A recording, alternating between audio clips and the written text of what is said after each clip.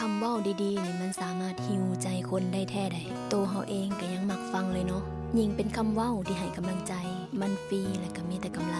และมันยังสามารถยกใจคนเฮ็ดให้คนคนนั้นมีการเปลี่ยนแปลงตัวเองได้อีกนี่คือสิ่งที่พวกเฮาทุกคนต้องมีให้กันยินดีเมื่อผู้อื่นประสบผลสำเร็จต้องยินดีจากใจคนที่ได้คนแรกก็คือเฮากำลังใจดีๆก็เช่นเดียวกันถ้าเฮาให้ผู้อื่นก่อนคนแรกที่ได้มันก็เป็นตัวเฮาจงเว้าดีกับคนรอบตัวเว้าดีกับครอบครัว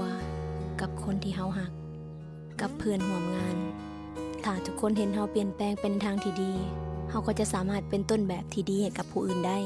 เป็นการสร้างบรรยากาศให้มันสดใสทุกคนจะได้อยู่ร่วมกันแบบมีความสุขเริ่มที่ตัวเฮาก่อนไผเฮ็ดก่อนก็ได้ก่อนผู้ให้ย่อมได้รับความฮักได้รับความสุขและเป็นที่เคารพของผู้อื่นก่อนเสมอยิ่งให้ยิ่งได้โดยเฉพาะคำเว้าดีๆกำลังใจดีๆมันฟรีและมีค่าหลายกว่าเงิน